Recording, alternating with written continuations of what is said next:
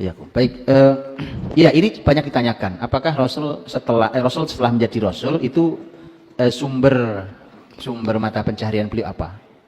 Sebelum beliau jadi Nabi, beliau pedagang. Apalagi ketika sudah menikah dengan Khadijah, maka kan modal Khadijah itu besar sekali. Ini pengusaha yang sukses. Tapi setelah beliau menjadi Nabi, sudah nggak bisa lagi dagang, Pak. Sudah nggak bisa lagi dagang. Jadi Rasul itu sudah tidak dagang ketika beliau jadi Nabi. Nggak bisa. Karena sudah, kok jangankan sampai dagang, Pak. Itu baru terima wahyu pertama itu, Rasul datang, begitu yakin bahwa itu wahyu, Nabi berkata kepada, begitu turun perintah untuk berdakwah, ya yuhal muddathir qum fa'andir, bangun, berdiri, berikan peringatan. Saat itu nanti Nabi mengatakan kepada Khadijah radhiyallahu anha, kata Nabi, laqad madha ahdun naum, sudah habis waktu tidur saya. Dengan perintah seperti ini nih, sudah nggak ada lagi waktu saya untuk tidur. Jadi udah nggak sempat ngurusi pasar, untuk jualan apanya, udah nggak sempat. Karenanya Nabi itu makanya gitu, kadang-kadang ya kalau tidak ada makanan ya puasa betulan. Nah, Nabi itu orang yang tidak mungkin menampakkan ketidakmampuannya, kemiskinannya, itu nggak ada, Pak. Kalau nggak ada, betul nggak makan, ya sudah. Adanya cuma air sama kurma 2 bulan berturut-turut. 2 bulan berturut-turut di rumah istri Nabi. Sudah kejadian. 3 kali hilal, itu artinya 2 bulan. 3 kali hilal itu 2 bulan. 2 bulan berturut-turut tidak ada makanan kecuali air dan kurma. Cobain kalau nggak percaya, Pak. Betapa susahnya itu. Tapi itu kenyataannya. Sehingga dari mana sumbernya? Gitu ya. Dari mana sumbernya? Ada beberapa sumber. Sumber pertama adalah hadiah dari para sahabatnya. Nabi tidak menerima sedekah karena Nabi tidak boleh makan harta sedekah, tapi Nabi terima hadiah. Nabi dapat hadiah-hadiah. Kadang-kadang datang pengusaha seperti Dihya bin Khalifah Al-Kalbi. Pengusaha besar datang ke Nabi, nanti ngasih hadiah sendal, baju, gitu, Pak. Nabi terima hadiah. Karena itu sebagai sambung persaudaraan. Kemudian sahabat kaya raya Sa'ad bin Ubadah radhiyallahu anhu, ini pemimpin masyarakat Khazraj.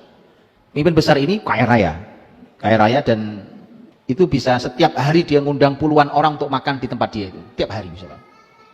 Jadi kalau hari ini alhamdulillah mulai muncul gerakan ngasih makan gratis ya di mana-mana. Itu Sa'ad bin Ubadah dari dulu begitu. Waktu masih sulit makanan di awal-awal Madinah, kalau sudah habis sholat Isya begini, Nabi lihat mulai pada kelaparan tapi gak ada yang bisa dimakan. Nabi umumkan, kata Nabi, siapa di antara kalian yang punya sisa makanan untuk 1 orang, bawa saudaranya 1. Yang cukup untuk 2 makan, bawa 2 orang, dan seterusnya. Pokoknya masih ada sisa makan, tolong dibawa saudaranya. Ada yang bawa 1 orang, bawa 2 orang, bawa 3 orang. Sa'ad bin Ubadah bawa 80 orang. Orang kaya raya, Pak. Antum mau saya kasih doanya Sa'ad bin Ubadah? Doanya nekat ini. Saya kasih, tapi kalau antum berdoa, antum tanggung jawab di depan Allah sendiri masing-masing ya. Ini agak ngancam sedikit doanya. Karena doanya ini luar biasa, antum pasti senang banget doanya. Ya, cuma tanggung jawabnya nggak mudah. Karena Sa'ad bin Ubadah itu kayak gitu model orangnya. Sa'ad bin Ubadah doanya begini, Pak. Doanya adalah, kata beliau, ya Allah, saya ini adalah orang yang tidak cocok dengan hal yang sedikit.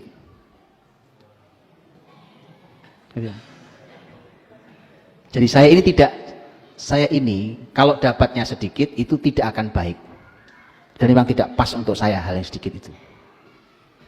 Simpel doanya ya. Maka Sa'ad bin Ubadah itu kaya raya, Pak, tapi jangan cuma bicara kayanya.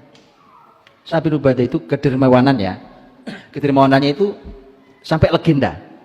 Dari mulai turunan bapaknya sampai anaknya. Anaknya namanya Qais bin Sa'ad bin Ubadah radhiyallahu anhu majma'in, itu legenda juga kedermawanannya. Gitu ya. Jadi kalau antum pakai doa itu, antum tanggung jawab dengan kedermawanan. Itu aja. Baik. Maka dari kadang itu Sa'ad bin Ubadah itu suka ngantri makanan ke istri-istri Nabi itu. Juga sahabat-sahabat lain. Sampai istri Nabi itu pernah protes ke Nabi, ya Rasulullah, sampaikan dong ke sahabat-sahabatmu, kalau ngasih hadiah itu nggak usah nunggu waktu engkau dijatahnya Aisyah, kenapa sih? Gitu. Karena sahabat itu juga gitu. Sahabat itu kalau ngasih hadiah itu nunggu Nabi di rumah Aisyah baru datang ngasih gitu. Sampai istri lain protes itu. Istri lain sampai protes itu. Lah, masuk kita ngomong ya Nabi juga gimana orang cuma dikasih gitu kan. Baik. Kemudian dan itu teman-teman jadi konsep nanti di sepanjang sejarah Islam setelah Rasul, jadi konsep bahwa makanya di dalam Islam itu ada istilah namanya waqful fuqaha. Dulu dalam Islam itu para ahli ilmu itu disuruh fokus dengan ilmunya urusan kesejahteraannya diurusi oleh wakaf produktif. Jadi konsep ini akhirnya gitu. Karena kalau ahli ilmu sibuk nyari duit, ahli ilmu sibuk ngamen, Pak, sudah nggak jadi itu ilmu. Mana dia sempat baca buku, mana dia sempat menganalisa ilmu, mana sempat dia meneliti. Wong kerjanya keliling ceramah di mana-mana. Tapi kapan belajar ilmunya? Di tengah sekian banyak literatur Islam itu. Padahal orang kayak Anda yang bisa baca. Kan begitu. Nah itu harus ada solusinya, teman-teman. Solusinya dalam Islam itu dimunculkan wakaf-wakaf produktif untuk menopang kesejahteraan para ahli ilmu itu. Bahkan dulu ahli ilmu kadang-kadang duduk aja di situ, duduk situ. Di ruangan itu duduk saja. Kerjanya cuma apa? Baca buku doang kerjaannya. Baca buku, meneliti, menganalisa, kemudian menulis kembali apa segala macam, memberikan pengajaran. Orang kalau nanya malah mudah kan? Mudah. Coba umpamanya kalau di Masjid Ar-Royan ini ada ahli ilmu didudukkan di sini, dibiayai dengan wakaf produktif. Orang se-Jombang kalau mau tanya ilmu apa kan pasti ada ustadznya di sini. Datang aja, asal antum datang jam sekian, beliau masih ada. Nah ini nyari ustadz susah, Pak. WA juga nggak dijawab-jawab kan? Iya, susah kan? Itu. Jadi itu jadi sistem. Oke. Kemudian beliau juga dapat jatah ghanimah. Kan ghanimah itu 1/5-nya jatah Nabi SAW. Nanti oleh Nabi akan dibagi ke orang fakir, miskin, ibnu sis ya. Itu pembagian terserah Nabi. Yang kedua yang utuh adalah fai. Fai itu adalah rampasan perang, tetapi muslimin tidak perlu mengeluarkan tenaga untuk memenangkannya. Kalau ghanimah itu muslimin perlu bertenaga untuk perang betul, tapi kalau fai tidak, musuhnya datang nggak lama nyerah gitu. Ya perlu tenaga. Maka ketika mereka nyerah, harta yang diambil oleh muslimin dari rampasan perang itu namanya fai, dan itu seutuhnya terserah Nabi.